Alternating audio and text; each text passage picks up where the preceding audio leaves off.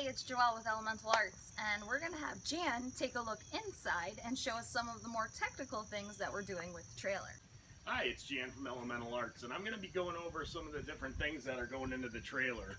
And first and foremost, please bear with me. I know the place is a mess. It's my workspace. It's a work in progress. I get out here like one day a week, try to get in what I can, and then it's right off to working on the house or some other project. So over here, we have our little washer and spinner. We won't really call it a dryer, but spinner setup. This was actually came recommended by a friend of ours, Jay Ruth, that's done some non-traditional living, and he got some success with it. Then over here we have our Renogy 100-watt poly whatever solar panels. I know there's a fancy word, but they're the poly ones, not the mono ones. Couple other things that are going to come into play is our flexible water bladders. Instead of putting hard tanks in the trailer, we wanted to use these flexible water bladders. They're 30 gallons a piece, and that way we can put one up on the roof of the trailer and let that get the heat of the sun, and then keep one underneath the trailer and have colder water in the shade. We're going to have our wheel chocks and some of the other basic stuff, like for instance an easy up and a screen room that we're going to put over the back of the trailer to create another room on the end. Over here we have some of the parts for our wind turbine. So in conjunction with the solar panels, we're also going to have a wind turbine up on a mast. And I have all the parts and pieces that I need to deal with that.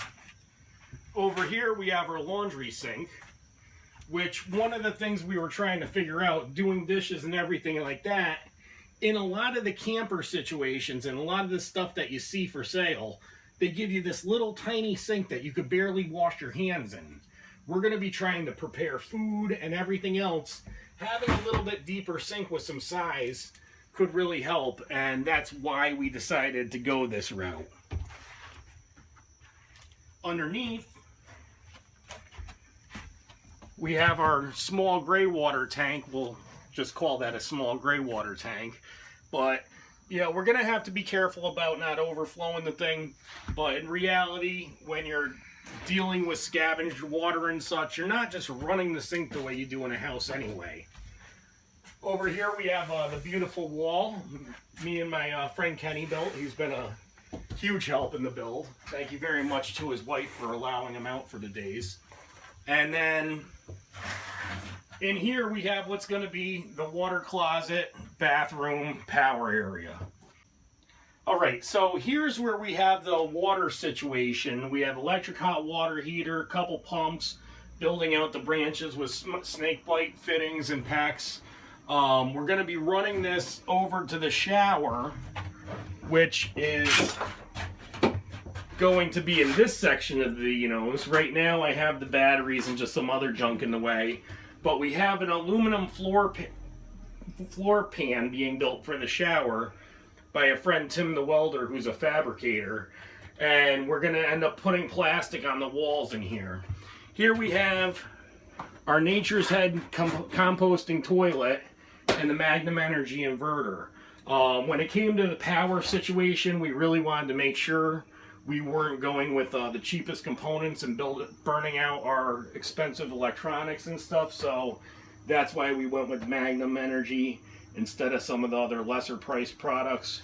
But I'm basically going to be building an encasement for the water stuff, then the electric is going to be going on top of that, and we'll have our toilet here and the shower over there. So that's what I got going on. That's what I've been working on for quite a while. And if you have any questions about the products or anything, let me know. I'd be glad to answer them. Thanks for watching. A couple other things to note are, along with putting the walls in here, like I said, we are going to be putting this plastic paneling on the walls in there. As far as feeding that Magnum inverter, we're going to be using Duracell Ultra Deep Cycle AGM batteries. And one other thing I neglected to mention is that we had this beautiful vinyl flooring put in by Rick from Absolute Flooring.